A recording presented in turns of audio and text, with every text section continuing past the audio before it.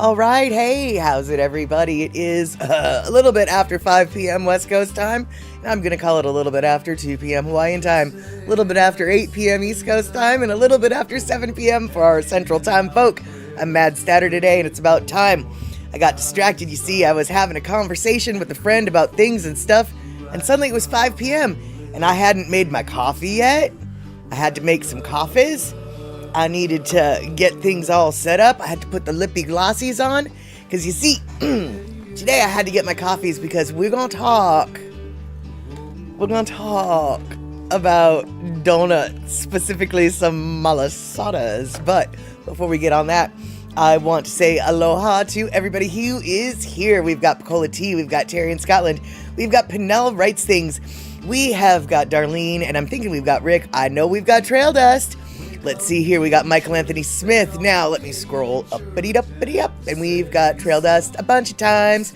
Looks like Terry had a birthday. Happy birthday, Terry. Hope that went well. And let's see here, who else do we got in the homestead areas? Did I say Darlene? I think I did, but I'm going to say Darlene again. And, of course, we got Shakalaka up there on the top with the schedule, the schedule. Tareen probably also in the house. Not sure if any of my kitties are in the house, but I know that at least Ashes is within arm reach, so I'll give Ashes a little scritchy scritch when I can, and Dusty and Leo, they'll get theirs. They'll get theirs. Trust me on that. Terry in Scotland, thank you so much for that 1,000 biddies. And yeah, I got the shiny lips today. See, duck face, shiny lips. And all right, so Pussycat in the house as well. Excelente. All right, so now that we've all said aloha to each other, let's maybe do a little partying with a black kitty cat, and then we'll get started on things and stuff.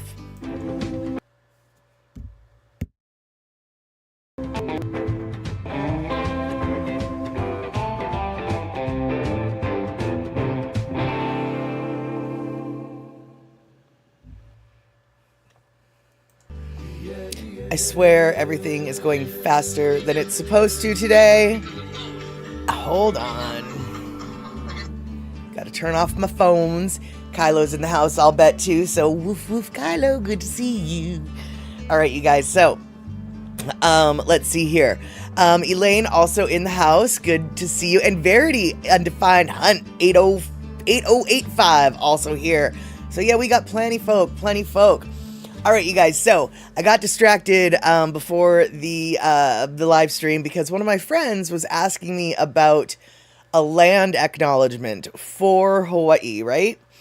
Now, I'm not sure if you're familiar with land acknowledgements, but up here in the Pacific Northwest, oftentimes events or meetings are started with an acknowledgement that about the tribes and the Native American tribes that lived on this land beforehand, etc., etc.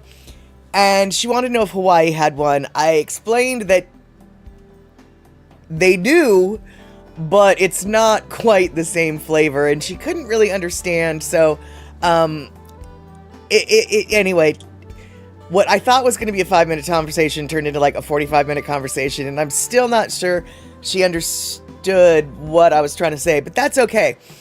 I am curious, though. When I say land acknowledgement, do you guys know what I'm talking about? Are you familiar with what they are? Or rather, yeah,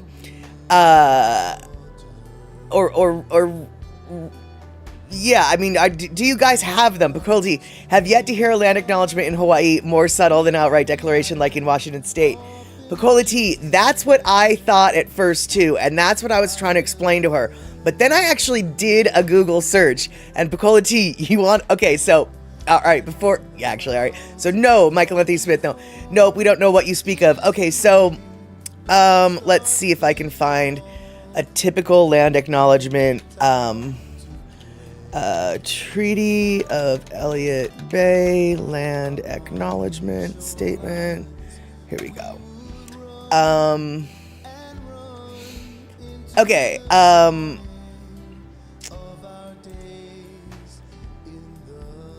let's see here. All right, hold on. Here we go. Here we go. We would, all right, so basically what they are is, statements before, like, for instance, when I was an announcer for Rat City Roller Girls, the roller derby team, we would say one of these, very similar to this, before every bout. Before every City of Seattle council meeting, they have a statement similar to this read. Before county meetings, they have a similar statement like this read.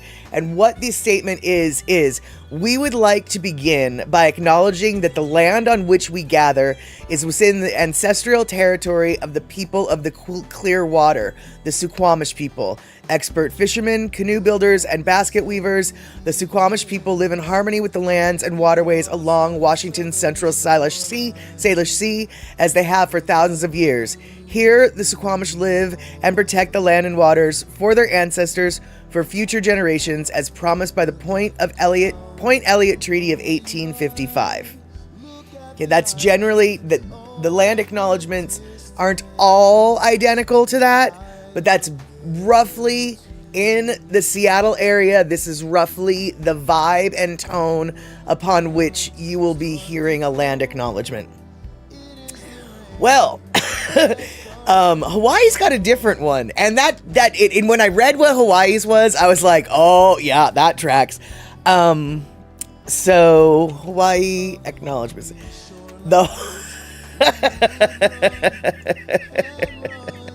The one in Hawaii, though, very different here. God dang it, I can't find it. It states, and this I got from the University of Hawaii at Manoa.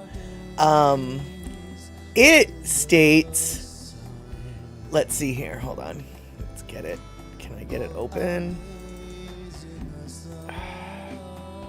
All right, it says, this is from the University of Hawaii. We acknowledge Hawaii as an indigenous space where the descendants of the original people are today identified as Kanaka Maoli, Native Hawaiian. We recognize that through coercion, force, and the breaking of formal treaties, that this land was illegally seized.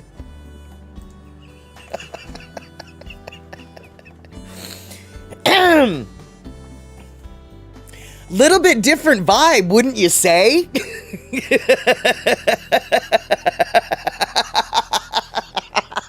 I know, right? Pakolati, like, wow, that land acknowledgement statement is definitely written from the perspective of someone who's pissed off. I love that. I love that statement. I love that land acknowledgement statement.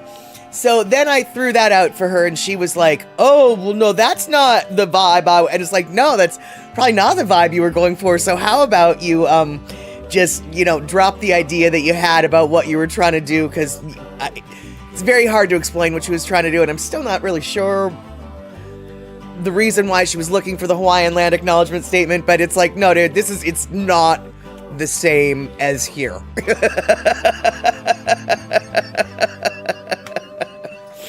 And, yeah, that's the angry Kanaka vibe. Exactly. Which, frankly, honestly, I think that that's valid, because as much as I appreciate, I don't know who, what, where, or really why land acknowledgement statements started to happen, but they've been going on for over a decade now, easily. I don't know. I can only assume that the purpose of it was absolutely pure in heart. Okay? But to my ear, it's sort of, land acknowledgement statements sort of hit my ear wrong, because it's a bunch of white people acknowledging, like, yep, we stole your stuff, and these are the paperworks which we used to steal your stuff, and then we ignored that paperwork, so we stole more of your stuff, and yep, here we are, and I acknowledge it. Like, I don't really know, like, is that helpful? Is that helpful? Is that helpful? Is that helpful? Like, yep, I stole your stuff, still stealing it, planning on stealing more. that's how the land acknowledgement hits. There you go. There you go, Pukola. That is a much more succinct and way to put it. It sounds like entitled folks saying, sorry, not sorry. That is really how it hits my ear. And like I said, I don't know where land acknowledgements came from, what the context was, who the original acknowledgers were. Because if it came from New Zealand or Australia with the Aboriginal and the Maori, coming from the tone that we get from Hawaii, dude, totally good. Land acknowledgements, get it. No problem there. But once the Seattle way, it just is different. It's not the same. And so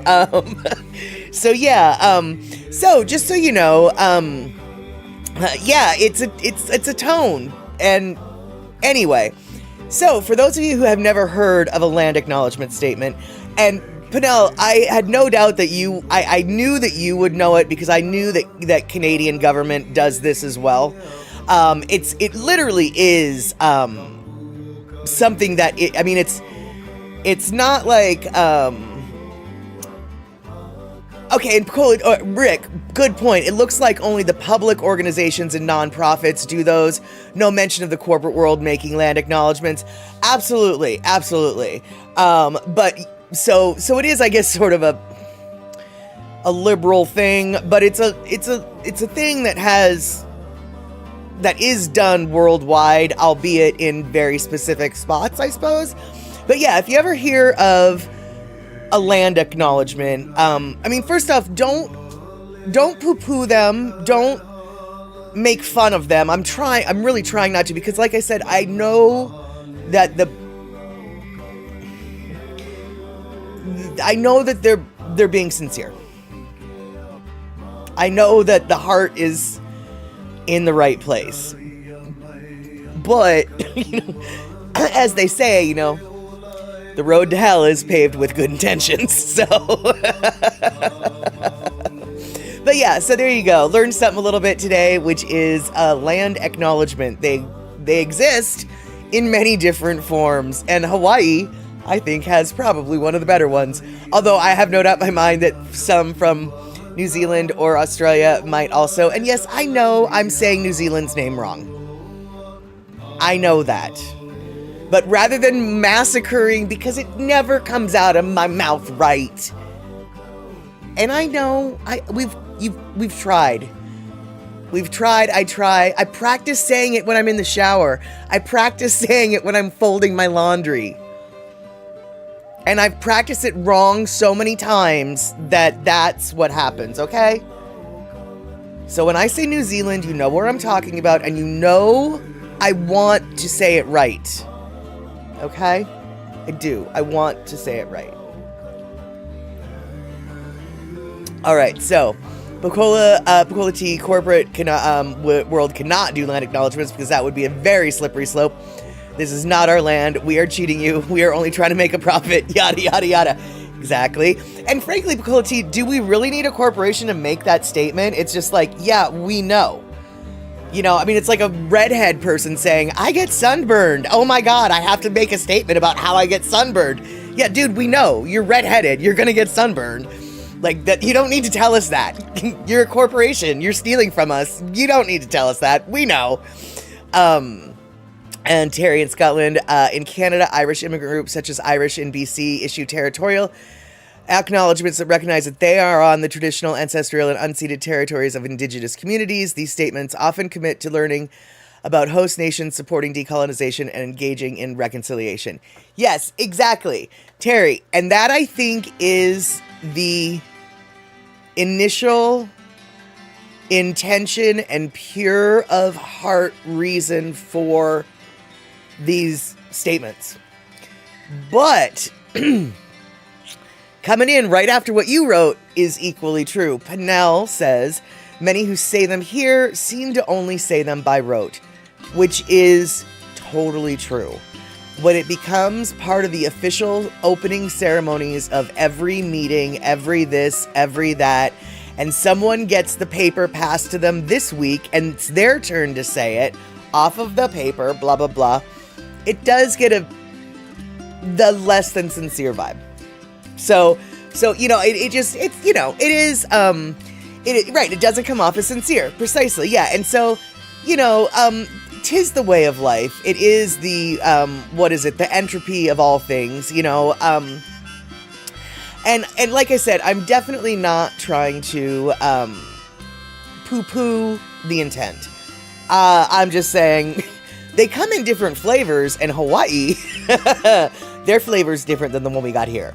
And it's so stoked to see you, Michael Anthony Smith, even just for a couple minutes. Hopefully you'll be able to catch a little bit more on a repeat, because we're going to be talking about malasadas in just a few seconds, just so you know. And, yeah, best of luck on the car hunt, Michael. Oh, actually, next time you are here, be sure to talk about the car hunt, because I'm curious what kind of car you're looking for, and, you know, all the things. I love hearing about people. When people are buying new cars or new houses, I get a little rush of like, ooh, it's like I'm gonna buy one. Ooh, the thrill of the hunt is so neat, and so I would like to get in on the thrill of your car hunt if can. And all right, yes, I do love malasadas as well. Now, just a few minutes ago, oh no, speaking of crummy things, I had to take a sample to the vet office today, to see if Kylo can get his heartworm shot.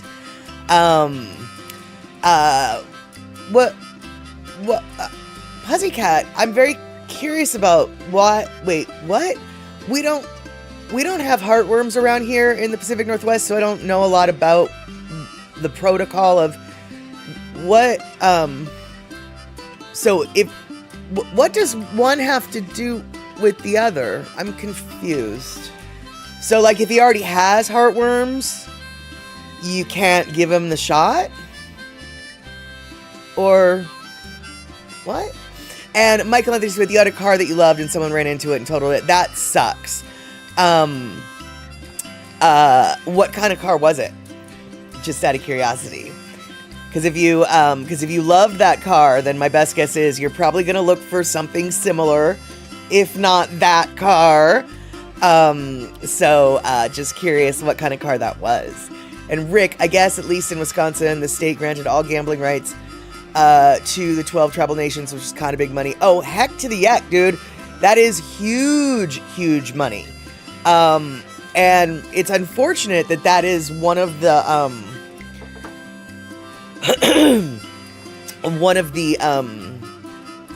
only, it seems, resources that tribes are able to like really get money from. But you know, it is what it is. And I'll tell you what, man, we've got most, if not all, of the casinos in Washington State, most are tribal casinos. And some of them, like the Emerald Queen down in Tacoma, dude, they're as fancy pants as Las Vegas. Really, it is. There's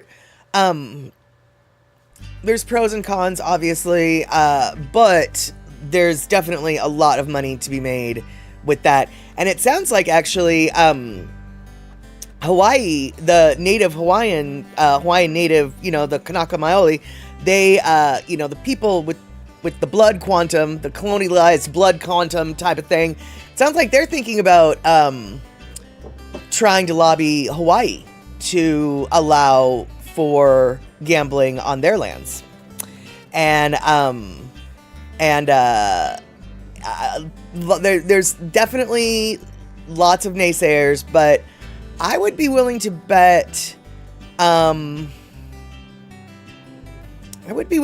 in the next 20 years, you're going to see gambling on Hawaii, legal gambling on Hawaii, on the Hawaiian lands. I'll bet like $1. And so, okay, so they're testing for worms in the poops, and it's transmitted by a mosquito bite. And so once he has the worms, then you can't give him the heartworm shot, I guess. Is that what's going on? And then if he has the worms, is there a way to kill the worms so he can get the heartworm shot? I know, this is so gross, but I'm curious because we don't have them around here, so I'm totally, completely clueless about all that. And, let's see, Darlene. Yep, you have to do that to protect the dog. If there's mosquitoes and dogs get bit by an infected mosquito, they're likely to get heartworm, but it's treatable if caught early. That's why you got to take a sample to check it out. Okay. And Rick, and they were good enough to place a nice casino right near downtown Milwaukee. Oh, I bet. Yeah. It's all about placement, baby. And let's see here. Wow, it's transmitted exclusively from mosquitoes. Okay. And Pacola T coming in with the reality. Legal gambling has been debated for decades in Hawaii.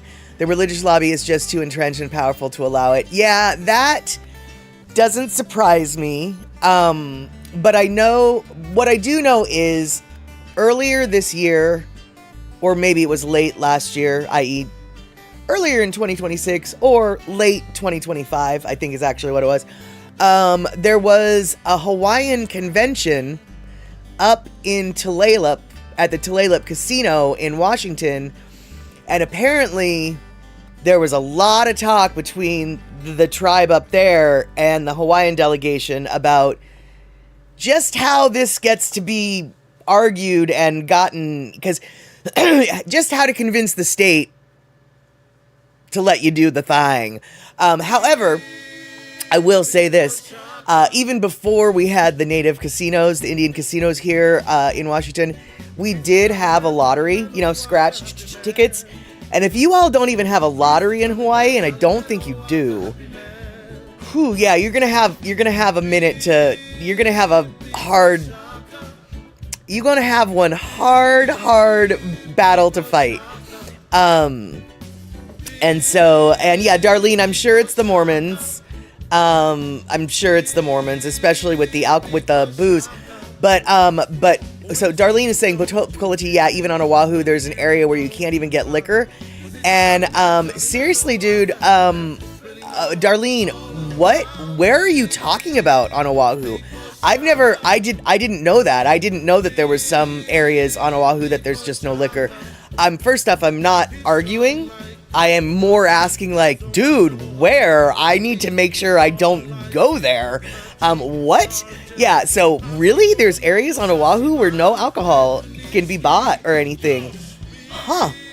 And the Hawaiian delegation needs to have more representation in local government in order to affect change. Sadly, they haven't reached that yet. Fair enough, Pacola T, but I do know that, that they've got gambling on their minds. That much I can tell you. And you wish they would do the same for legal cannabis run by the tribal nations. Yeah, that would be nice for a lot of people, Rick. There's no two ways about that. And really, okay, so what's Lae, I guess, I don't know how to say that word, has very restrictive policies. Interesting. Just past the North Shore end. Yep, where Pacola T says. All right, yep. Interesting. I found that out making a beer run to Foodland. No can. Dude, and you know what? I'll bet you it's not funny, but it is funny, actually. It reminds me of a time when I was driving across country, and this was before I was a regular beer drinker. In fact, I very, very, very rarely drank alcohol at all. And suddenly, as I'm driving in Texas, randomly, I get this urge, like, I really would like a beer. I'm gonna go buy a 6-pack of beer so I can have a beer when I get to my hotel room. The next place I stop for gas, I'm gonna get a 6-pack of beer. And motherforker, I pull in and it's a dry town. I went there, got my gas, walked all around the convenience store twice, couldn't find the beer section anywhere. I was so confused. Finally, I had to ask a local. And like, oh no, this is a dry county.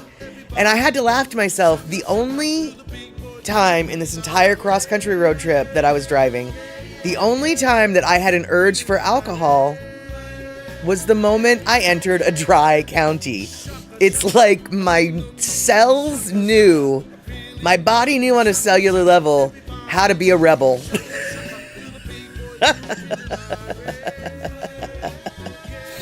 And nice, Pinnell. Some nations here have cannabis. The Mississaugas of the credit have a few stores in Toronto. Interesting. Yeah, no, our state just took over that. They didn't let well, I mean, don't get me wrong. The tribes actually do have plenty of cannabis stores here as well. They're welcome to it, but yeah, no, there's no just the tribes get in on that pie. The cannabis pie is open for air, buddy. And the Lae Hawaiian Temple is the temple of the Church of the Jesus Christ of Latter-day Saints, right? And holds up the distinction of being the first temple built outside the contiguous United States. Interesting. Let's see here.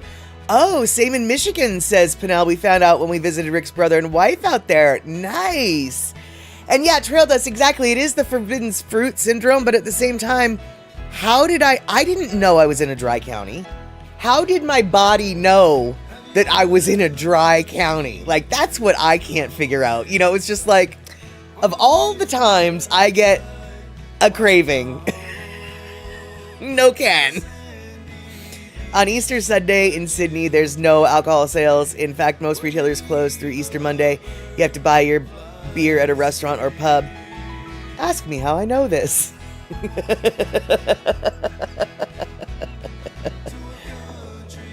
You heard it from a friend, Pacola T. You heard it from a friend. That's what I guess. Yeah, there you go. Back in the day in Washington, actually, all the liquor, you know, like booze-a-hol, not beer, not wine, but alcohol, you know, the stuff in the glass bottles.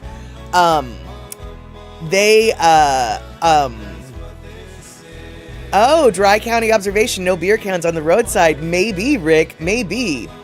But yeah, anyway, the state used to control the liquor sales here. And you had to buy them through a state-owned and operated store.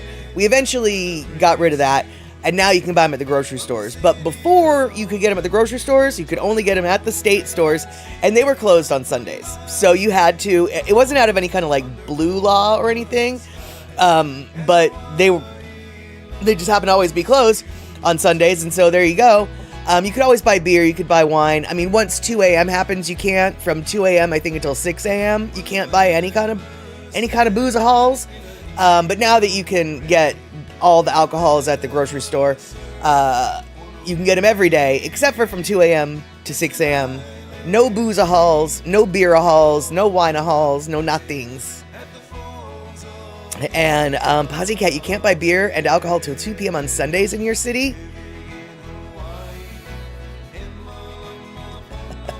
That's weird, dude. You know, I gotta say, I am so... it doesn't surprise me, Darlene. It's the South. The Bible Belt has really weird rules when it comes to booze. They have got crazy blue laws. And then, so you can't buy it at 2 p.m. until 2 p.m. on Sunday. But down the street on Sunday afternoon at 2:30, there's a drive-through margarita place that'll serve you 5 margaritas while you drive off in your car. It makes no sense. They're so strict, and they're so not strict. It's unbelievable. And booze-a-hol sales stop at 9 p.m. every night in Wisconsin? Oh, wow. But you can still get the beers and stuff till like 2, right? Right, Rick?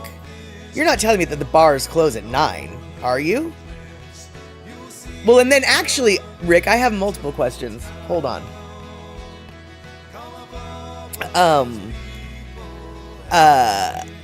Let's see here. Hold on. Cola-T. Then in Tahiti, everything shuts down at noon on Saturday and doesn't reopen till Monday. Saturday night, had to drink beer at a bar and then eat at a food truck, which was actually really tasty, she says. Takeout only, bars till 2 a.m. Okay, got it. Not at the bars, though, only in the stores. Got it. Okay, that makes a little more sense. And I figured that was the case, but I just wanted to make sure.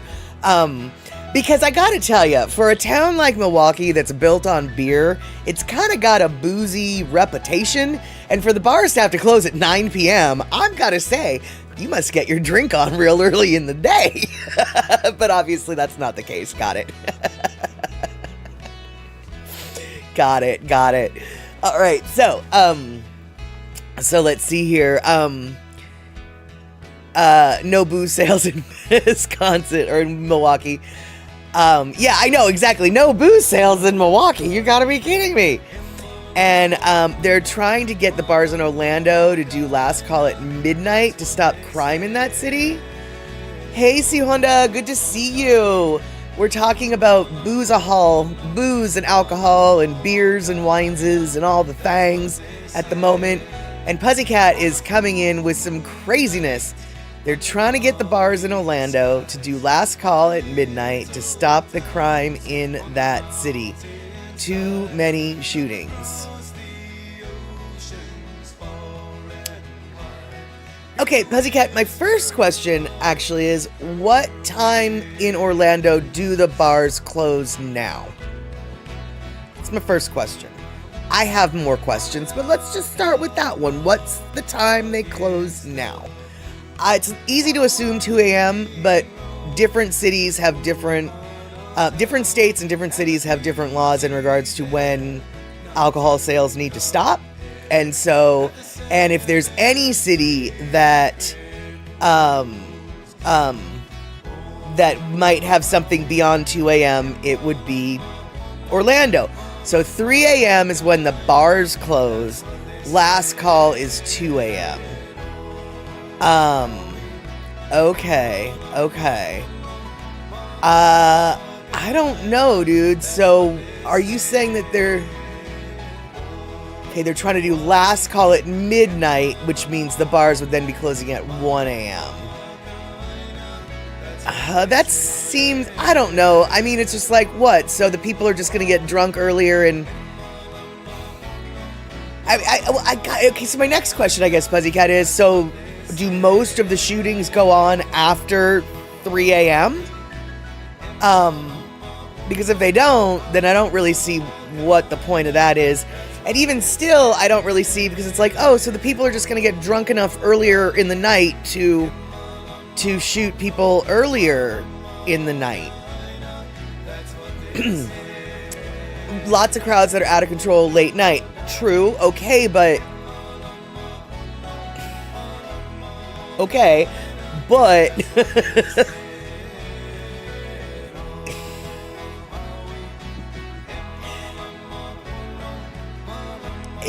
if they're already out at 3 a.m., what's to say that they're not going to... they're going to be out at midnight. Like, it's just... The same stuff is going to happen just earlier in the night, I guess is all I'm trying to say. They're going to be just as many kids, if not more. They're going to be just as drunk, if not drunker. I just, like... I just don't really see how that's going to work, but okay. And yeah, C Honda, lots of bars and clubs close at 2 a.m. That's the most dangerous time to be on the road in Los Angeles. Yeah, for sure. In the Seattle area, booze needs to be out of your patrons' hands by 2 a.m. It's a general rule of thumb. 1:15 is usually, usually about 45 minutes before they remove the booze from your hand. Is when last call is. And there are some clubs that are open after 2 a.m., but they're not supposed to serve booze. I'm not saying that some of them don't, or do, or don't, but they're not supposed to. But 2 a.m. for Washington is as late as it goes. But if the grocery store or convenience store is open at 2 a.m., they can still sell the booze until 2 a.m. There's no prohibition with, at the stores, you have to stop at 9, like that. There's nothing like that. It's literally 2 a.m. to 6 a.m., no can, and there you go. The bar owners, I think, kind of should fight back, Puzzy, because I think it's a misguided, it's like, that is not going to solve the problem, in my opinion. And because, as Terry in Scotland points out, it's easier to get all your shooting done before sundown. It's just easier to see. It's easier to see your target. And let's see here.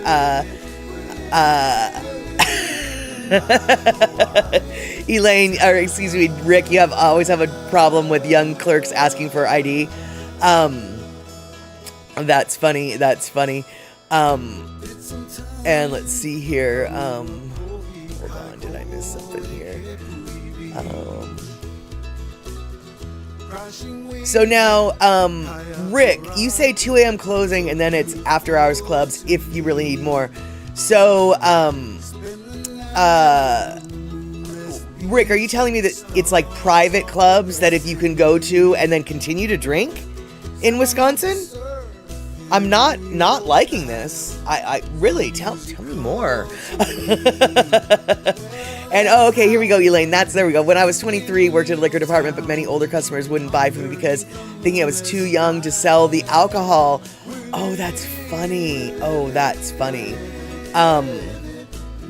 And let's see here. Okay, illegal after hours clubs. You got to know people for that. Got you. And Pussycat, we used to have a bottle club that was open from 2 a.m. to 6 a.m. Right, exactly. Yeah, that makes sense. And Rick, yeah, I've been to a couple of those illegal clubs, and as a general rule of thumb, they're not even clubs. It's just hanging out at the bar you were at after they closed with the people who work there. The doors is locked, the lights are off, you're kind of quiet, but you're still there drinking the booze-a-hall. And Trail Dust, I drink very little and usually have to go to bed a bit after 9. I have to cause different kinds of problems. Yes, exactly. All right, you guys, so, yeah, dedicated drunkers will always find a way. That is exactly right. Pussycat, we just partied on the beach. Right, yeah, exactly where you were. But in Seattle, you don't want to party on the beach, because first off, there aren't a lot of beaches in Seattle near downtown. And second off, it's cold, dude. Not the same kind of beach as what you've got, man. Not the same at all. And speaking of beaches, though, it is time for that Lono listening break. And quite honestly, I don't remember. I'm not going to tell you what we're... I'm not going to tell you what we're going to listen to because I don't remember what I loaded up. But I did load something up, so let's listen. 9 of Diamonds.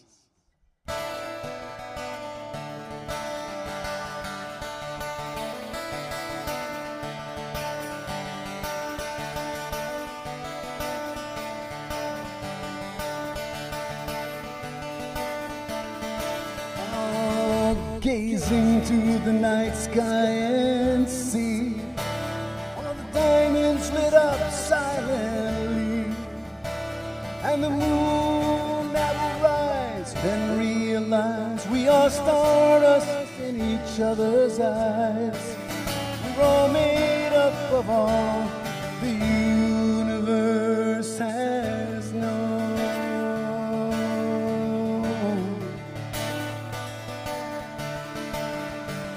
Take the long and the winding road home, path that is taken along.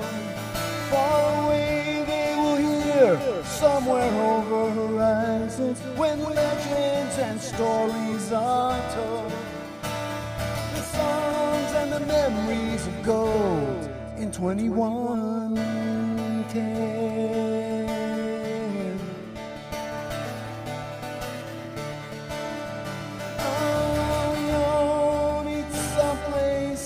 As days and the nights fade away, and the years go by oh so fast, and change is a constant reminder we are the same.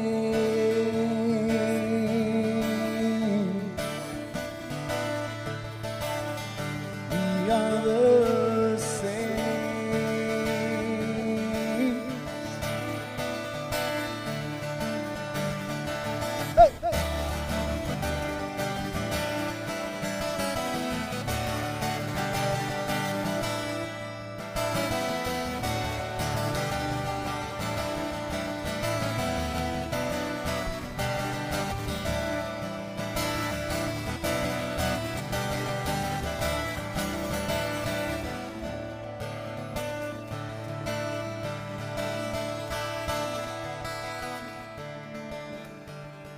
It's okay if we treat each other well.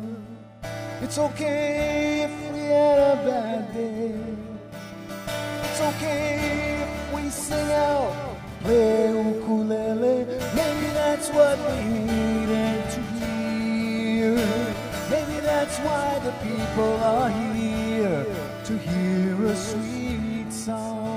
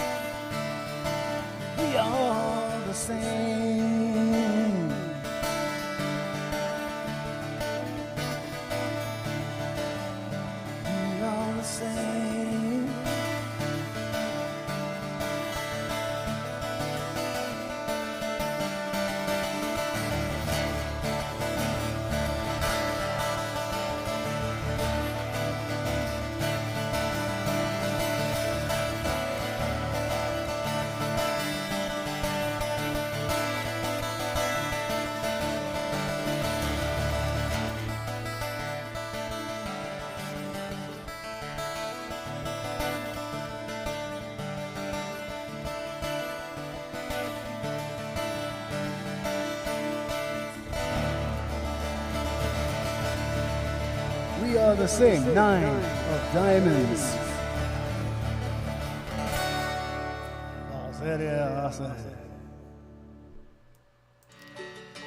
All right, there you have it. So, as promised, we're going to now talk a little bit about malasadas. And I'll tell you what, right now, these are some fighting words, and I don't really want to get into fisticuffs about it, but I can tell you that as per our usual conversation, or not our usual, but our last earlier conversation on this stream about land acknowledgements, Hawaii's land acknowledgement is much better, I think, than what we've got here in the Pacific Northwest.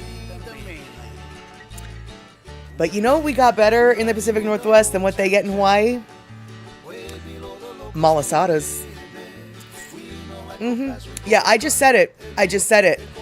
We get better malasada here than Leonard's has.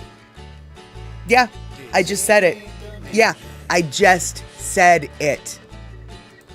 All right, whoops, hold on. All right, now see, this is what Leonard's has to offer. Leonard's has to offer just the original cinnamons, or original sugar, then we got the cinnamon sugar, and then we got the lihing. All right, that's cool. And then they've got custard, they've got dobosh, the chocolate, they've got the haupia. That's all they go. That's all they go for, right? Well, out here, we get Bavarian cream, chocolate dobosh, cream cheese, key lime, guava, mango, coconut, raspberry. But not just that. No. We get 10 flavors. Today, I went in and we get 10 flavors of malasada. Not to mention the sugar or the sugar cinnamon or the lihing moi. We got mango, we got guava, we got Bavarian, we got pineapple, we got strawberry, we got banana cream pie, we got coconut, we got chocolate, we got key lime, and we get cream cheese. That right there is what I bought. Here, hold on. Do you hear me? Hold on. What are we doing here?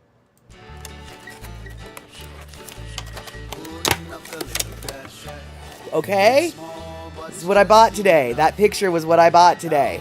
I have not tried the key lime, but I do have mango, guava, and pineapple. And they are delicious. I've only eaten from the bottom of the mango one. All of these are with the lihing moi.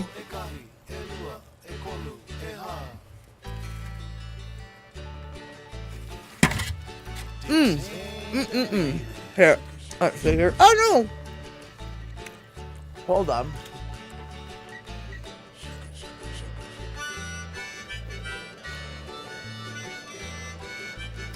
Mm-mm-mm. Mm-mm. Mm-mm-mm-mm-mm.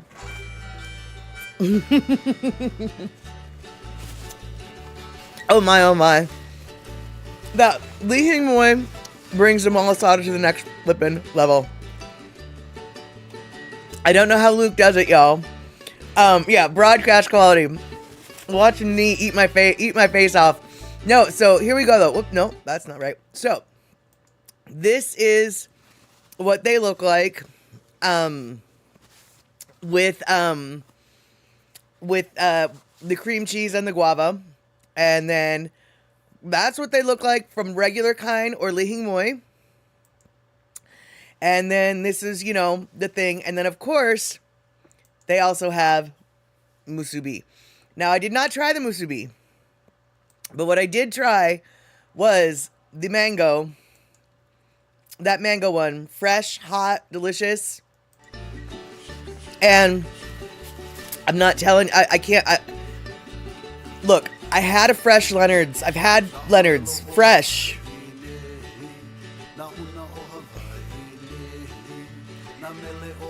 These are better, dude. These are better.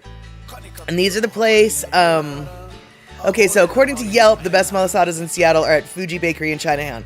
Perhaps, maybe they're even better than this. This bakery just opened on April 13th, though. So they haven't had nearly the time to advertise or to, you know, get the word out, get the Yelp reviews as that Fuji Bakery. But I have here a paper plate and a knifey knife. So what I'm going to do now, to torture y'all even more, is I'm going to cut the mango one in half. Let's see what we got going on here. Excuse me, not the mango. This is the guava.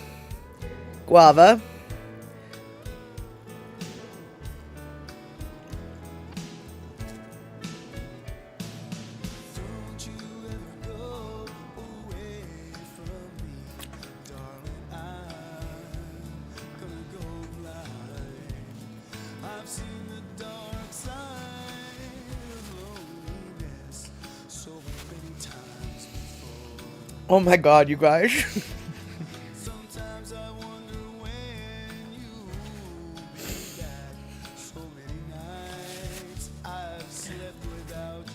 Oh my god, you guys.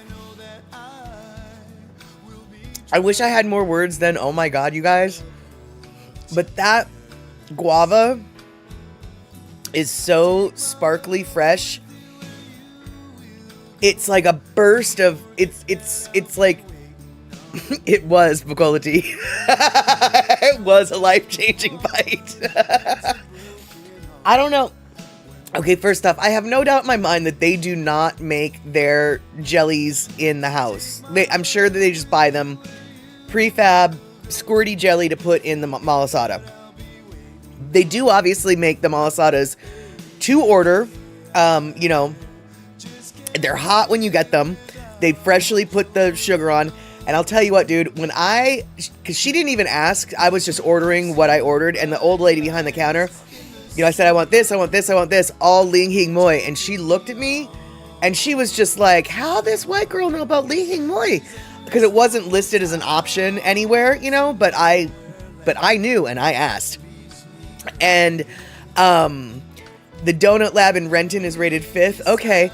Yeah, no, that I keep saying mango, I'm not sure. The mango, honestly, the mango filling's good. It has a Gerber baby food-esque essence to it, but the mango's good. The mango's acceptable. The mango is everything I thought the mango would be. That guava is like, that was a life-changing bite. That guava is so bright and so flavorful. Yeah. So, excuse me, I just burped, but oh my god, yeah.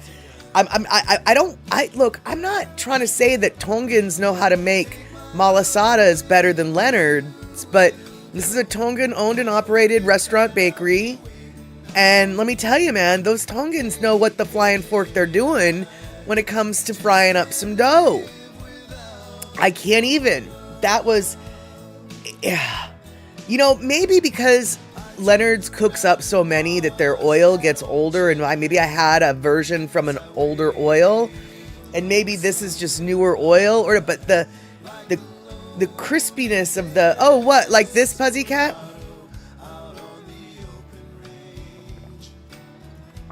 Like that? Or wait, how about a cup of coffee? Like this? Yeah. Coffee's good. Milk is good. So yeah, Molly wants the stream to end so I can have another bite. You know, Rick, I'm not so sure. I do have beer in the fridge, but not anywhere near with it. And I don't really know if I want to drink a beer with these malasadas. And while I can appreciate what you're saying, see Honda, Molly wants the stream to end so she can have another bite. No, we have one more to cut into. So, oh no, don't fall. So this one is the pineapple.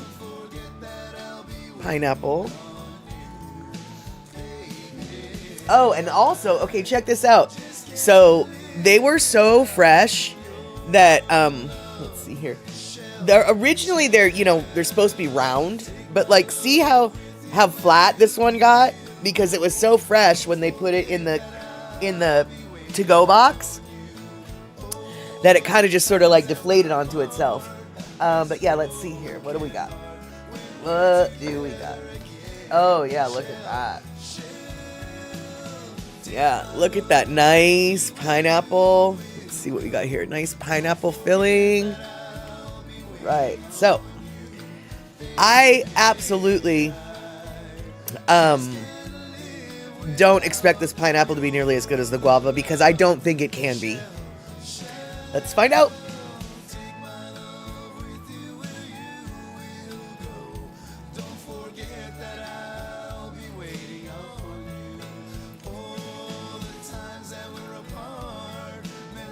Pineapple is good, but it's kind of what I expected.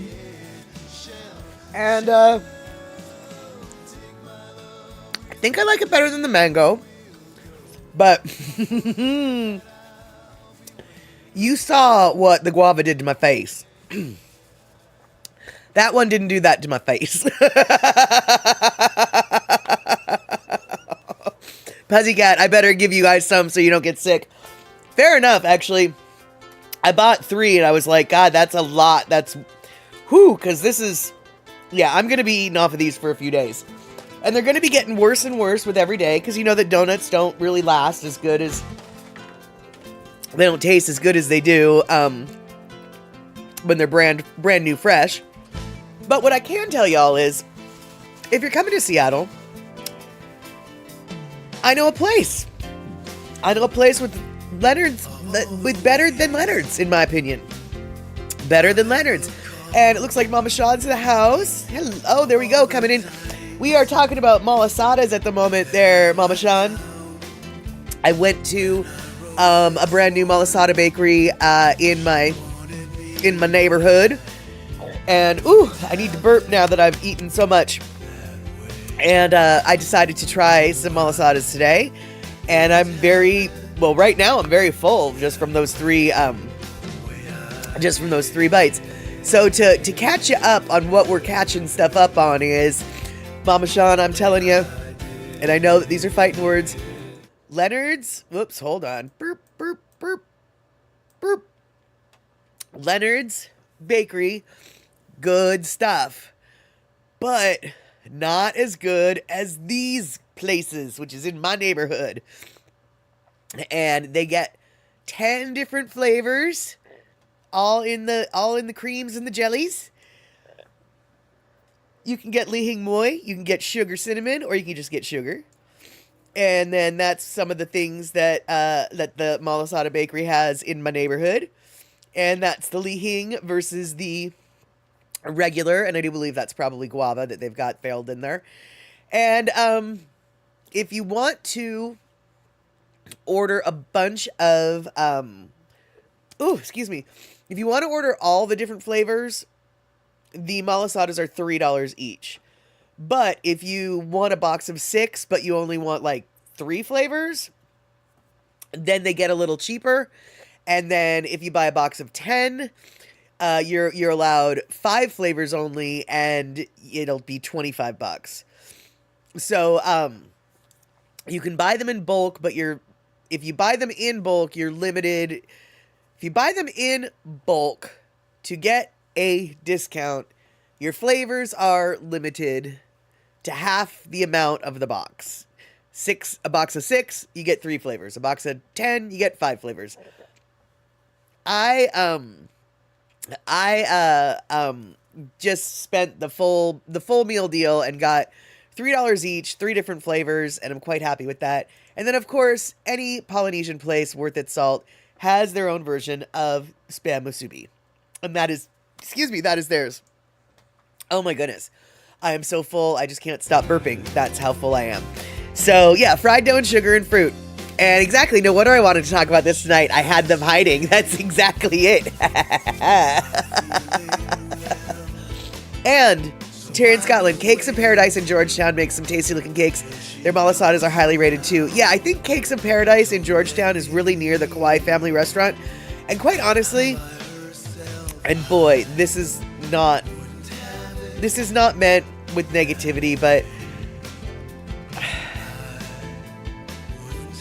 the Kauai family restaurant it's good. I like our L&L in Burien better. You know, I mean, like, it's good, but there's better Hawaiian places in the Seattle area. We are blessed with an abundance of Hawaiian style plate lunch and like real deal. Like, we are blessed, and Kauai family restaurants, I'll go there for sure, and I will eat something there, but I just happen to know of places I like better. However, the cake place, I've never been there, but they've got a chantilly cake that looks so delicious. I have been meaning to go. The one time I went to Cakes of Paradise, they were closed because they've got really, or at least they used to, they've got really sketchy hours. They're very, well, like a lot of bakeries. I'm a late night person. Bakeries are early morning people. You know, it just, I didn't get there. I didn't get there in time, basically, is what it boils down to. But yeah, Cakes of Paradise in Georgetown, definitely high end. And I'm not at all surprised that their malasadas are highly rated. One day I might need to have to go on a malasada tour of the area. And yeah, Darlene, between Renton, basically the south end of Seattle, between Renton, Georgetown and Burien, there's probably more than 10 different Hawaiian restaurants that we can choose from. So, I mean, we've got, well, and when I say Hawaiian, actually, I may be being a bit broad. Like, we've got 2 Hawaiian restaurants in Burien. One of them's an L&L, but the other one's a Hawaiian Korean restaurant. So, like, they've got a lot of Hawaiian stuff, but they serve japchae noodles with their Hawaiian stuff, so they're a little bit more fusion, but I still consider them Hawaiian. It's called Ohana Kitchen. They advertise as a Hawaiian restaurant. So and honestly, the Tongan place where I got the malasadas, I would feel comfortable referring to them as at least a Polynesian style restaurant. So I wouldn't say that I've got 3 Hawaiian restaurants in Burien, but 2.5 maybe. And Pinel, most Portuguese places would be west of me, I'd expect. Fair enough. And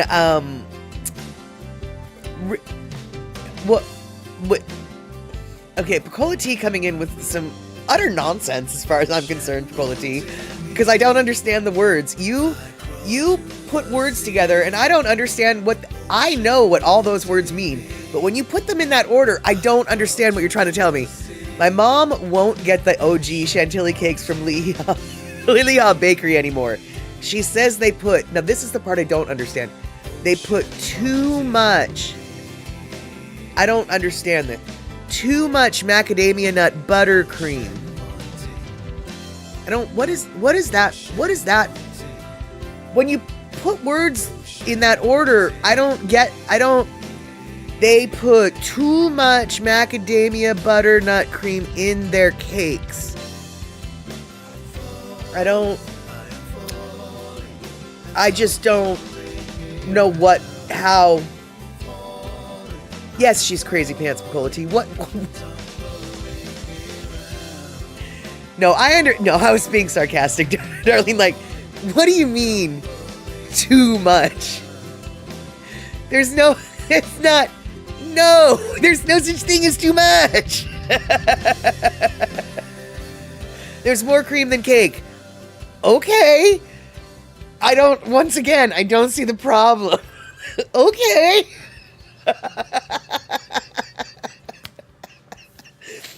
Yeah, no, I totally understand what those words mean. I was just being facetious in the sense that, like, what a silly thing to hate. Like, there's too much of a good thing. It's got too much stuff. That ice cream cake, it has too much ice cream. I don't know.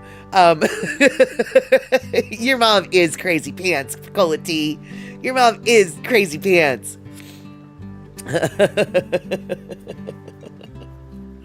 All right, so I think that's all I had to talk about today. So what do we want to talk about? Do we want to talk about Boozahol again? Right. Do you want some cake with your icing? Exactly. I don't think, and let's see here, Puzzy Cat. I bought 2 containers of frosting for cake and I ate half of one already by itself. It happens, Puzzy Cat. I mean, a total chocolate attack. When I was a little kid, like, oh my God, you guys. Anyone watching me on HDTV has just been pointing and laughing at the last 10. Got leaking moist sugar all over. All right, well, now that the sugar has been wiped off my face. I'm telling you, one of my first memories as a little kid was imagining what it would be like to be a grown-up. And I remember thinking, like, when I'm a grown-up, I'm just gonna buy a container of frosting and eat it just straight from the container, you know? And then finally, I got old enough to, like, do that, and I saw one of my friends doing it, and suddenly I remembered, oh my God, that was this dream. I can make this dream come true right now. For $1.50, I can go get myself a. Yeah, I have been known to eat out of a icing container of frost. Yeah, yep. Never hurts to buy more than one, because one of them just might accidentally disappear. I don't know where it went. I saw it up until it came here, and then I didn't see it anymore, and then it was all gone. And you actually saw your mom scrape some of the buttercream off her cake slice. Sacrilege. Yep, exactly. Let's see here. It's so tough for me to stay away from the sweets. Eek, this is so tough to watch this. Torture. I'm so sorry, Elaine. As a general rule, I try not to, eat a lot of sweets either, but today, I made a sacrifice today for all of you. I allowed myself a donut. Unfortunately, I will probably be having more than one donut by the end of tonight, and by tomorrow, I will be unhappy. My belly will be like, oh, that was some greasy, sugary, fried dough. It's so good, but not good to you. Not good to you. And, Puzzy Cat, you caught your wife putting on frosting on a Ritz cracker last night. Yeah, you got the salty sweet. That sounds like I've never done that, Puzzy Cat, and I don't really like Ritz, but gosh darn it, I think I would like Ritz like that. And Darlene, your mom did some cake decorating, and man, the frosting, the buttercream was delicious. And yeah, exactly, your mom taught me to never waste food, says Rick. Extra frosting? No problem. Yeah, now here's something that is impressive without a doubt. My boss, she used to work at a bakery, and she was a cake bit, like a wedding cake maker, you know? So when she makes cakes, she makes them from scratch. When she makes frosting, she makes it from scratch. She makes, what is going on here? She makes the frosting from scratch. So when she makes frosting, she makes like a huge thing of it. And consequently, none of this little, she'll make a thing of it. And that ends up, being, she frosts the cake and then there's leftover. So she will literally have like big yogurt containers, not the little yogurt, like the big vanilla yogurt or plain yogurt containers, the big cottage cheese container, the big sour cream container. She'll have those full of frosting in her freezer. So like she's got a lemon one, she's got a chocolate one, she's got and it's just, and I don't understand how she doesn't just eat it like ice cream. Because if those were in my freezer, I would just eat it like ice cream. And speaking of frosting sandwiches, Verity, there's a cookie place in my neighborhood called Low Rider Cookies, and they have a cookie cake, and it's a like chocolate chip cookie that's about yay big, and it's like 3 or 4 of them, and so it's cookie frosting, that's as thick as the cookie frosting, cookie frosting, cookie frosting. Oh my! And it's called their cookie cake, and yeah, it's yummy. And let's see here, wow, Picola tea. Okay, well, the frosting sandwich sounded wonderful. Picola tea, speaking of sweet. Woke up yesterday and told Mr. P about a dream before waking. I was French kissing Jason Momoa. What? I should spend more time asleep. Yeah, no kidding, you should. And let's see here. Your wife was too busy, Pussycat, to make chocolate chip cookies. That's too bad. Your wife and I, says Terry, often babysat my boss's daughter. One day we found her in the kitchen making beanie weenies. She said, it takes 2 weenies. You slice them up and put it in the beans, and you eat the other. You slice one up and you put it in the beans, and then you just eat the other one. See, there you go. Perfect. She has a plan. And yes, indeed, if you're gonna have cinnamon to help with the sugar spikes, do not do the big spoon of cinnamon challenge. No. And let's see here, Mama Sean, I was just checking the price of a Poochki donuts here, and they're under $1 each.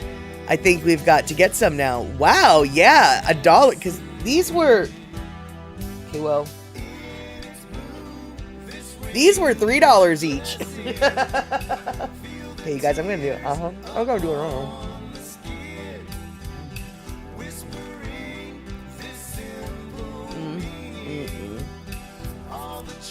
Did you hear that? Yep, that's me. But for sure, Mama Sean, get some. The donuts that are around your area, what are they filled with? I think that there's different options. The ones that you are going to be looking at, what are they? What are the options? Uh-oh, I feel like I got sugar everywhere.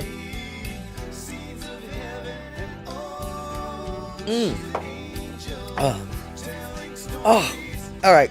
Good gosh, darn it. My belly is full. Yet I want more. Yeah, $3 is pricey. They're $2.50 a pop at Leonard's. And Leonard's has way more volume. This place is brand new. It's empty all the time. Every time I drive by, there's no cars in front of it. It really, the restaurant's been there for a while. So they've just started selling the malasadas as of like April 13th. So I'm hoping that the word will get out that, I'm hoping that the word will get out so they can, so they don't go out of business, basically.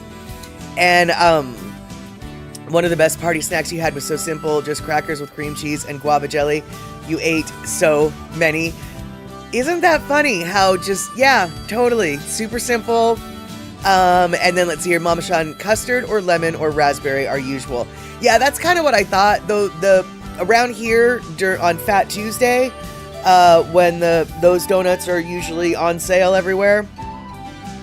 Those are the three fillings I usually see. I'm a fan of lemon. Oh look, I've got malasada in my hair. I'm a fan of lemon and raspberry. You all can keep the custard though. And let's see here. Cinnamon swirl donut this morning. That sounds yummy. Oh, that sounds like a really good way to start the morning, actually. And let's see here.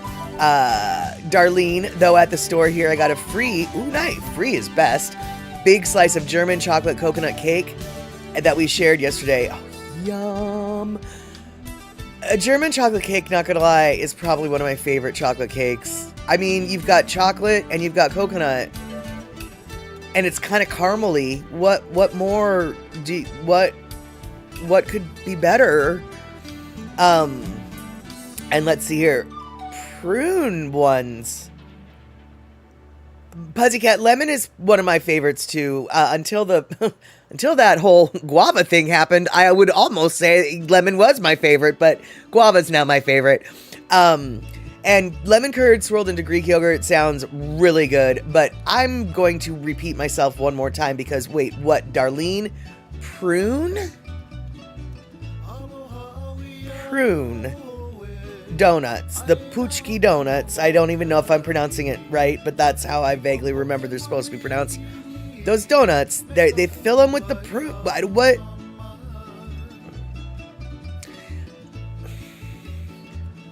I'm unfamiliar with any type of prune filling. I know what a prune is. I do. For the donuts, do they have a jelly? A prune jelly? A prune jam? A prune... Yeah, I figured it was a Polish thing.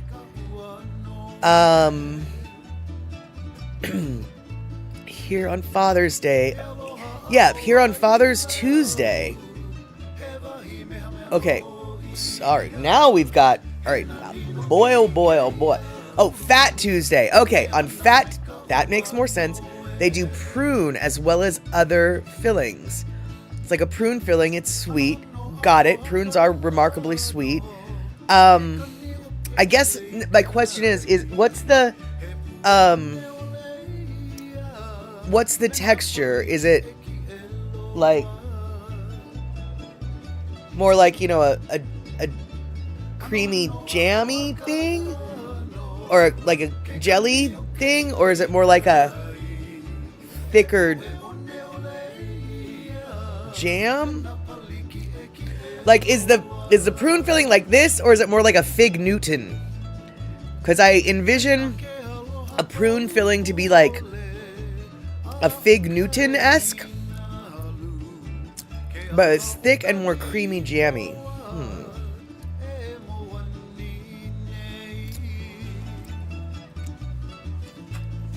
Sorry, you guys, that was really gross. But, it was delicious is what it was. I know that prunes are just plums. It's just that I've never had a plum jelly, a plum jam, or a prune jelly, a prune jam, a prune. I've never really had, I have had stewed prunes, and then I guess if you crush up a stewed prune, it turns into a paste. Yeah, I've never in a donut has that concept been introduced in my brain. I've gotten peanut butter in my chocolate, and I got chocolate in my peanut butter, but I've never gotten prune in my donut or donut in my prune, I guess is what I'm saying. I just never, you're blowing my mind, man. That's what I'm saying. And, Jam and Sock Puppets. Yes, they were.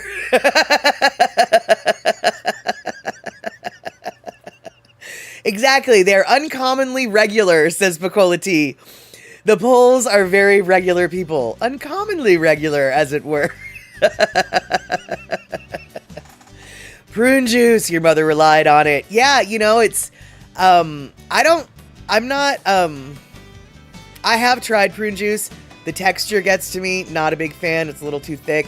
But a good, tasty, juicy prune, I do enjoy a nice prune. It's so confusing and weird to me how moist that dried fruit is. It's dried fruit, but like, it's still juicy somehow. And it got on you, dang it. Yes. And Bacolati, you've had reindeer on your pizza, and it was pretty tasty. I'm going to assume maybe it was a reindeer sausage, or was it like cured, dried strips of reindeer bacon? I'm going to assume it wasn't reindeer steak. So, iguana pizza?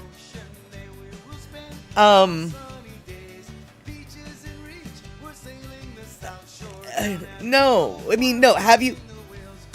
Excuse me. Have you had iguana pizza? Have you had iguana pizza? Really? Yeah, Rudolph sausage. That totally makes sense. That I kind of figured it had to have been sausage. But you have never. Okay, but do they make iguana pizza? I've never had iguana. I do remember when Anthony Bourdain had some iguana, and he said that it was the greasiest, stringiest meat he has ever had, and he is not a fan.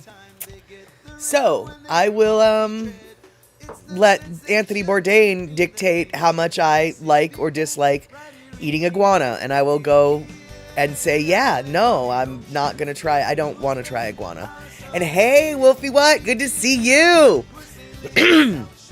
We were talking about yummy malasadas that I found in my neighborhood. Now, I'm licking off the Lihing Moy sugar from the yummy malasadas that I found in my neighborhood. And then we're talking about different pizzas. And so iguana pizza was something that I got confused about. But apparently... Oh, I was just about to say, but apparently iguana pizza is just the name of a pizza shop. But alas, no, it gained significant viral attention for selling a pizza topped with iguana meat. So, no, there really is iguana pizza. Okay, all right. And Darlene, oh, I thought I heard that there was a place that did iguana dishes, mostly the tail meat they cooked. I mean, I'm going to guess that's mostly where the meat on the iguana is, right? But, you know, it's an invasive species and it's hunted like python. Okay, I feel like I would be way more comfortable with eating a python than an iguana. And I don't know why I feel that way, but I do. So on that important note and realization, we are about 3 minutes. I'm waiting for Puzzy and his 2-minute warning, but we've still got 1 minute till the 2-minute, so it's a 3-minute warning till the bottom of the hour, which means I should probably start wrapping things up. So I want to thank all y'all for being here, and I want to thank all y'all for torturing yourselves while watching me with sugary, Lihing Moy sugar all over my face and mango jams all over my fingers. While I'm drinking cold cups of milk to wash all down those delicious juicy donuts. Okay, they're not really juicy donuts, but they're filled with stuff. Anyway, I want to thank the folks who've been sending money to the PayPal accounts. If you want to admit who you are, I will thank you with your name. But if you don't want to admit who you is, then we gonna keep it quiet, my friend. But thank you so much. And I want to thank the moderators for moderating. I don't think we had any issues, but if we did have bigger issues, or did we have issues, you handled it so quickly that I did not notice. I want to thank the bittiers, donators, the subbiers, the gift subbers, etc., etc. But mostly I would like to just thank you guys for being here and helping the chat along, because that's what we do here. We have to have the chat along. And try a big fat gator burger. I would do that. I would try a gator burger. And yeah, I was drooling Yeah, I was drooling.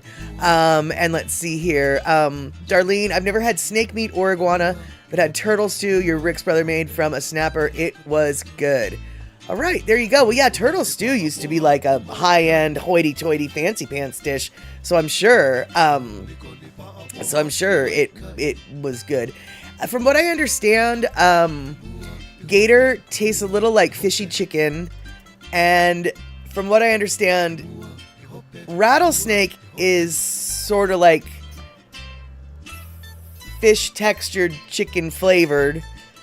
I don't know what python would be like, but given that pythons get to be a lot bigger than iguanas, I'm going to go out on a limb and say pythons have a bigger brain than an iguana. I don't remember who asked that, but that's just what I'm saying. And then, lastly and most importantly, in agreement with Picola T, fried dough forever, man. Fried dough forever. Terry in Scotland, frog's legs taste like fishy chicken too. Yeah, I've heard that. I've never had frog's leg, but I've heard that as well. And Pussycat, you've had rattlesnakes. It's just like chicken. There you go. Well, Wolfie, in Burien, Washington, we get some malasadas. In Seattle, we got all sorts of places that have malasadas. Malasadas seem to be popping up in places you wouldn't expect. So keep an eye out for it, because you might one day have a malasada in your neighborhood too. All right, you guys, have yourselves a good rest of the week, because I think it's Wednesday today. We're going to call it Wednesday today. Hopefully we'll see each other on Saturday at 6 p.m. West Coast. I don't know what movie we're going to be watching, but I can promise you this. It's not going to be 3 hours. Okay? No. We will not be watching a 3-hour movie again this week. It will be much shorter. All right. Have a good one. Thank you for everything. We'll see you.